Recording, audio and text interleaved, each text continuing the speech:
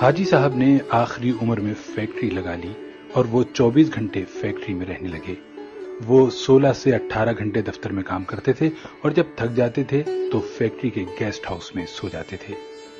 حاجی صاحب کے مزاج کی یہ تبدیلی سب کے لیے حیران کن تھی۔ وہ 30 برس تک دنیا داری، کاروبار اور روپے پیسے سے الگ تھلگ رہے تھے۔ انہوں نے یہ عرصہ عبادت اور ریاضت میں گزارا تھا اور اللہ تعالیٰ نے انہیں اس ریاضت کا بڑا خوبصورت صلہ دیا تھا۔ وہ اندر سے روشن ہو گئے تھے۔ وہ صبح 8 بجے اپنی بیٹھک کھولتے تھے اور رات گئے تک ان کے گرد لوگوں کا مجمع رہتا تھا۔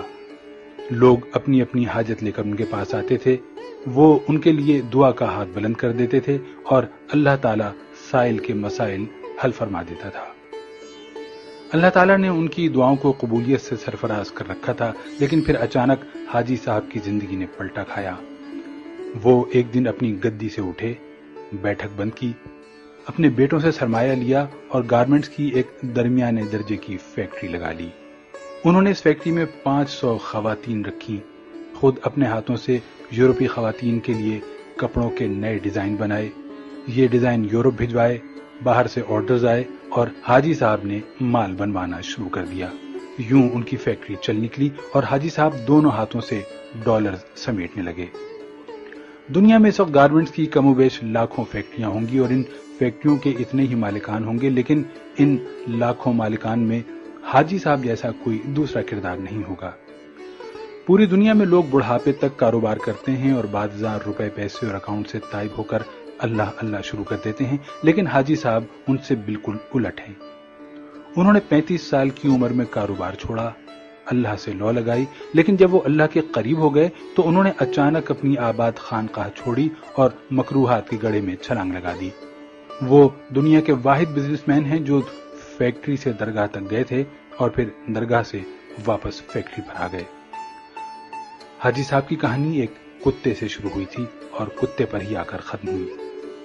یہ 35 برس پرانی بات تھی۔ حاجی صاحب کی گارمنٹس فیکٹری تھی۔ حاجی صاحب صبح صبح فیکٹری چلے جاتے تھے اور رات بھیگنے تک کام کرتے تھے۔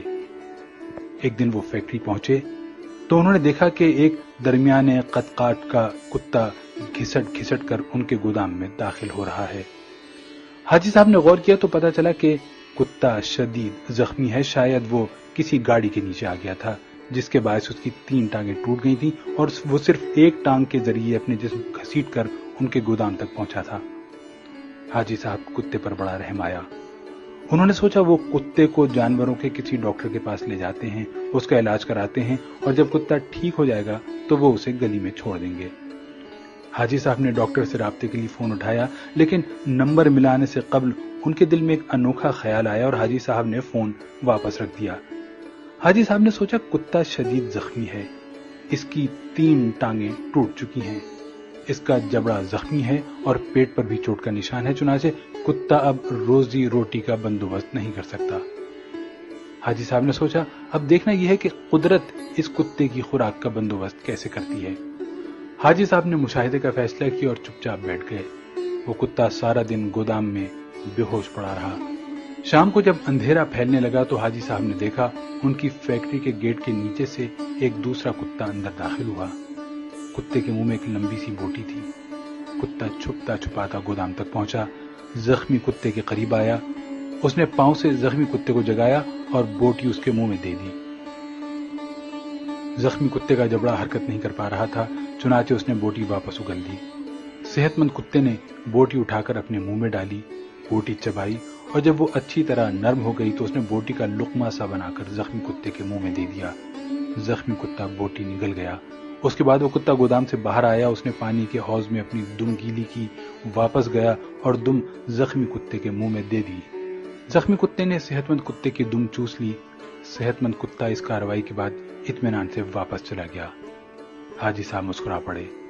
اس کے بعد یہ کھیل روزانہ ہونے لگا۔ روز کتا آتا، زخمی کتے کو بوٹی کھلاتا، پانی پلاتا اور چلا جاتا۔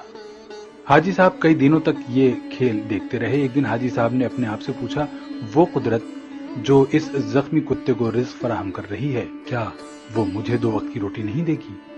سوال بہت دلچسپ تھا۔ حاجی صاحب رات تک اپنے اس سوال کا جواب تلاش کرتے رہے یہاں تک کہ وہ توکل کی حقیقت بھانپ گئے۔ انہوں نے فیکٹری اپنے بھائی کے حوالے کی اور تارک الدنیا ہو گئے۔ وہ مہینے میں 30 دن روزے رکھتے اور صبح صادق سے اگلی صبح کاذب تک رکوع و سجود کرتے۔ وہ برسوں اللہ کے دربار میں کھڑے رہے۔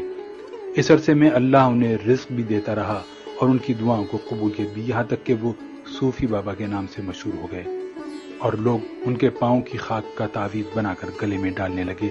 لیکن پھر ایک دوسرا واقعہ پیش آیا اور صوفی بابا دوبارہ حاجی صاحب ہو گئے۔ یہ سردیوں کی ایک نیم گرم دوپہر تھی۔ صوفی بابا کی بیٹھک میں درجنوں عقیدت مند بیٹھے ہوئے تھے۔ صوفی بابا ان کے ساتھ روحانیت کی رموز شیئر کر رہے تھے۔ باتوں ہی باتوں میں صوفی بابا نے کتے کا قصہ چھیڑ دیا اور اس قصے کے آخر میں حاضرین کو بتایا، رزق ہمیشہ انسان کا پیچھا کرتا ہے، لیکن ہم بے وقوف انسانوں نے رزق کا پیچھا شروع کر دیا ہے۔ اگر انسان کی توکل زندہ ہو تو رزق انسان تک ضرور پہنچتا ہے، بالکل اس کتے کی طرح جو زخمی ہوا تو دوسرا کتا اس کے حصے کا رزق لے کر اس کے پاس آ گیا۔ میں نے اس زخمی کتے سے توکل سیکھی، میں نے دنیا داری ترک کی اور اللہ کی راہ میں نکل آیا۔ آج اس راہ کا انعام ہے، میں آپ کے درمیان بیٹھا ہوں۔ ان 30 برسوں میں کوئی ایسا دن نہیں گزرا جب اللہ تعالیٰ نے کسی نہ کسی وسیلے سے مجھے رزق نہ دیا ہو یا میں کسی رات بھوکا سویا ہوں۔ میں ہمیشہ اس زخمی کتے کو تھینک یو کہتا رہتا ہوں جس نے مجھے توکل کا سبق سکھایا تھا۔ صوفی بابا کی محفل میں ایک نوجوان پروفیسر بھی بیٹھا تھا۔ پروفیسر نے جینز پہن رکھی تھی اور اس کے کان میں MP3 کا ایئر فون لگا ہوا تھا۔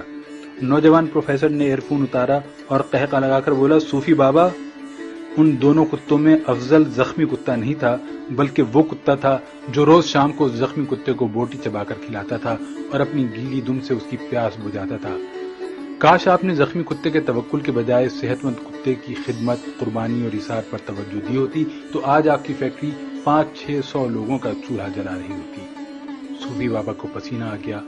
نوجوان پروفیسر بولا، صوفی بابا، اوپر والا ہاتھ نیچے والے ہاتھ سے افضل ہوتا ہے۔ وہ صحت مند کتا اوپر والا ہاتھ تھا جبکہ زخمی کتا نیچے والا۔ افسوس، آپ نے نیچے والا ہاتھ تو دیکھ لیا لیکن آپ کو اوپر والا ہاتھ نظر نہیں آیا۔ میرا خیال ہے کہ آپ کا یہ سارا تصوف اور سارا توکل خود غرضی پر مبنی ہے، کیونکہ ایک سخی بزنس مین 10,000 نکمے اور بے ہنر درویشوں سے بہتر ہوتا ہے۔ نوجوان اٹھا، اس نے سلام کیا اور بیٹھک سے نکل گیا۔ حاجی صاحب نے 2 رکعت نفل پڑھے، بیٹھک کو تالا لگایا اور فیکٹری کھول لی۔ وہ اب عبادت بھی کرتے ہیں اور کاروبار بھی۔